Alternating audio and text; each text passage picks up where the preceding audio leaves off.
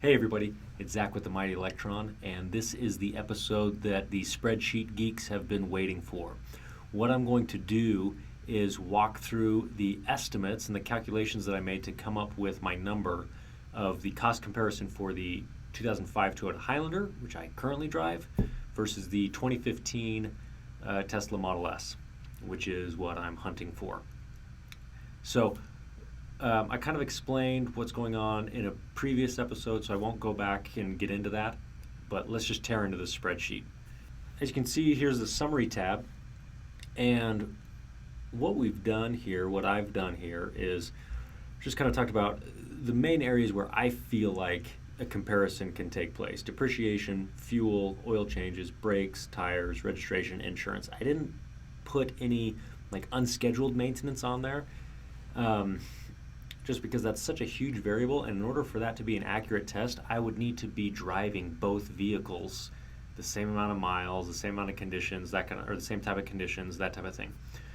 I'm not doing that. I'm not going to own both these vehicles, or if I do own both these vehicles, I'm not going to be driving both of these vehicles. So there has to be some sort of hypotheticals in here, and one of those that I'm not tracking is unscheduled maintenance. So take it for what it's worth. If you feel like there's a better way to do it, let me know. I'd love to hear your stats. Put it in the comments or reach out to me.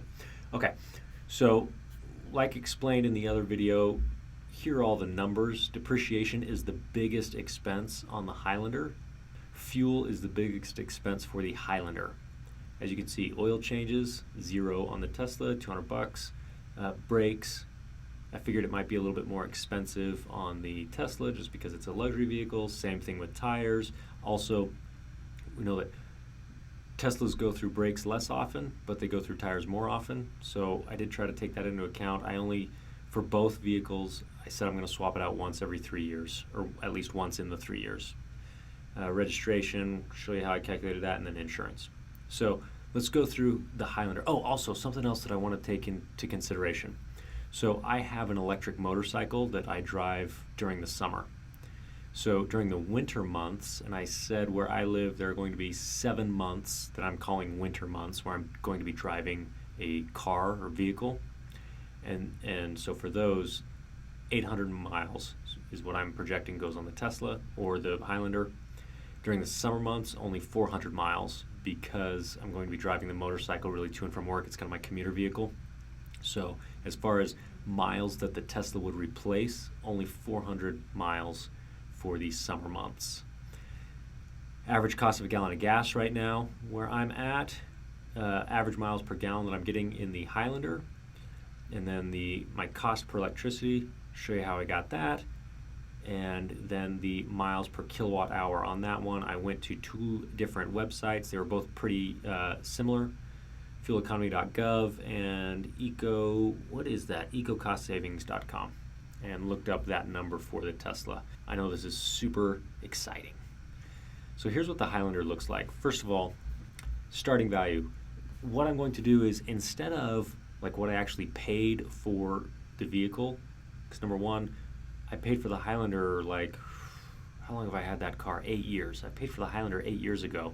So I'm just going to go to NADA.com, going to look up the stats of the vehicle, and then I'm going to take the average between clean trade-in and basically retail, if it were in mint condition, because my vehicles aren't in mint condition, but I wouldn't necessarily trade them in. I'd sell them private party, and I'd buy them private party. So I'm just taking the average in between that number. The Highlander, I said it's worth roughly about $8,000. And if I sold it in 3 years, what I did on this to come up with this number is, so I drive a 2005, so I looked up a 2002 Highlander and came up with the same number there. So basically, over the 3 years, I'm going to lose $2,125 in depreciation. Fuel, what I did with the fuel, you can see the equation right here, is basically, it's pretty simple.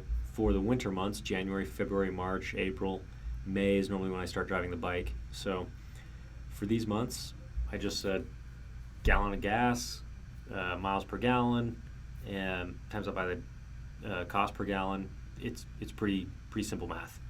That's how much I'm going to be spending a month in fuel, and then again, these are my summer months. That's what I'll be spending. Okay, pretty straightforward. Oil changes. So I use full synthetic oil.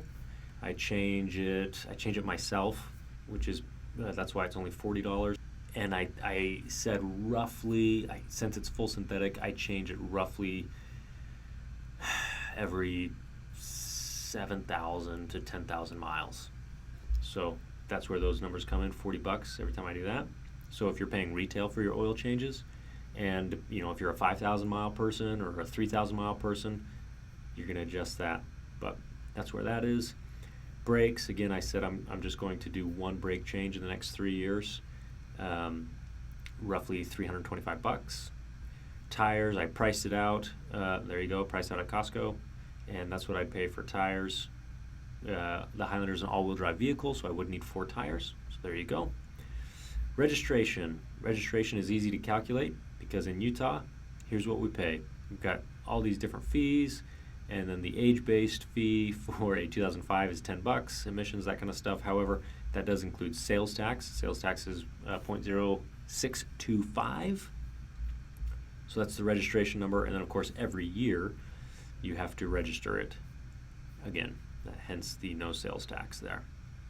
Insurance, this is what I pay every month for the insurance on that vehicle. And then here's the total expense for that month, but here's the sum of that. So again, in the next 3 years, I'm going to pay, including depreciation, $9,375.38 to drive that Highlander. If you go over to the Tesla, okay, here's where the numbers get a little bit estimated, I'll say. So again, if you think I'm way off, let me know. Or if you think if I undervalued it, if the picture is better than I'm drawing, please let me know. So Tesla, 2795 was one that I was looking at. That was a specific one. So we'll do the same thing when I start actually tracking this. We'll do the same thing where we'll go to NADA. And then depreciation. So for the Tesla, since this is a 2013, I couldn't just go to a 2010 Model S because there's no such thing as a 2010 Model S. So I just, quite frankly, I looked at the 2013s versus the 2016s. It's a little hard to say because there's a lot of technology updates between 2013 and 2016.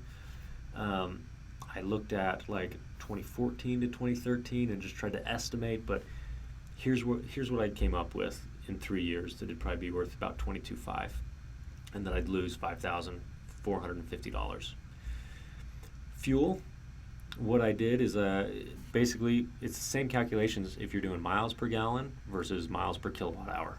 So came up with about 3127 for the winter months, 1563 for the summer months. And you might be saying, well, wait, in the summer you're still using electricity.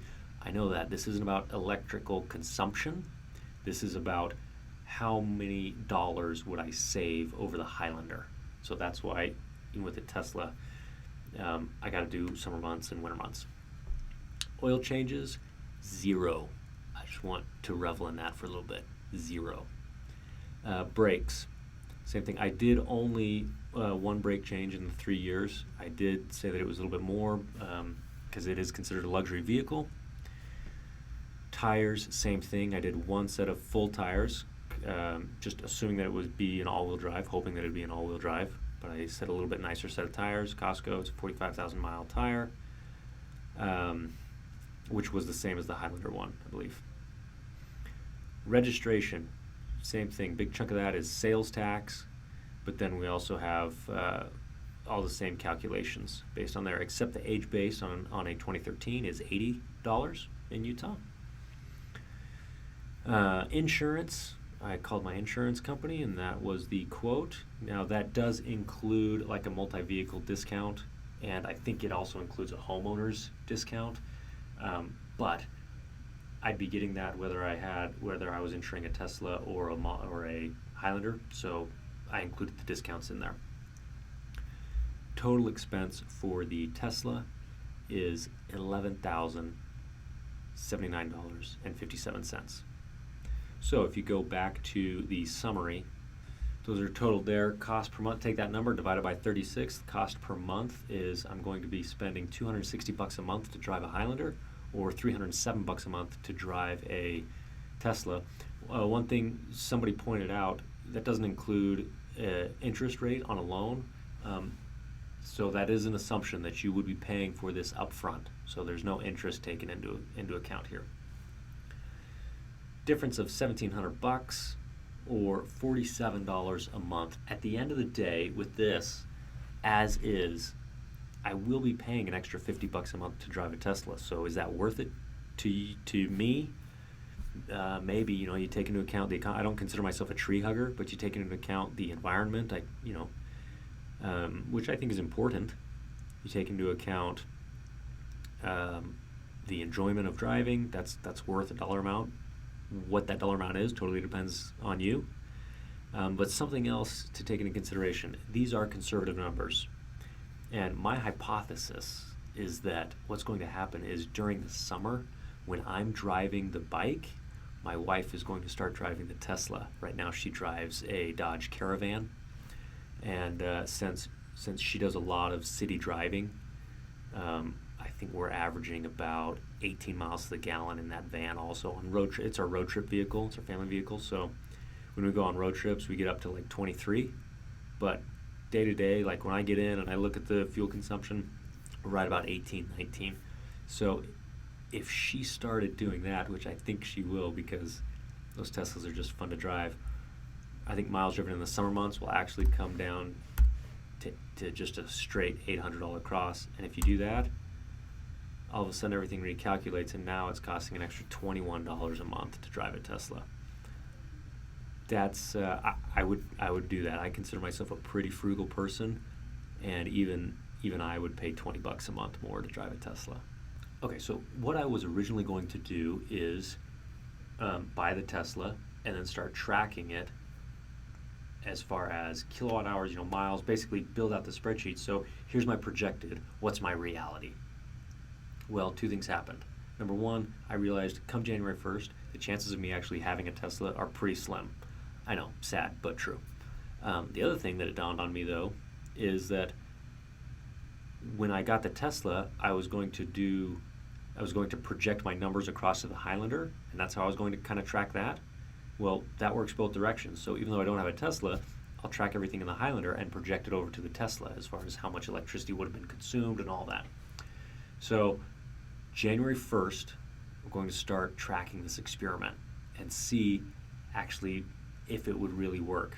And I'll update you guys every month. Now, we really won't start getting numbers until February, because that's when we'll be able to check how many miles were driven in January, etc. But that's the plan, that's the goal, and we'll keep doing that until the Tesla is purchased.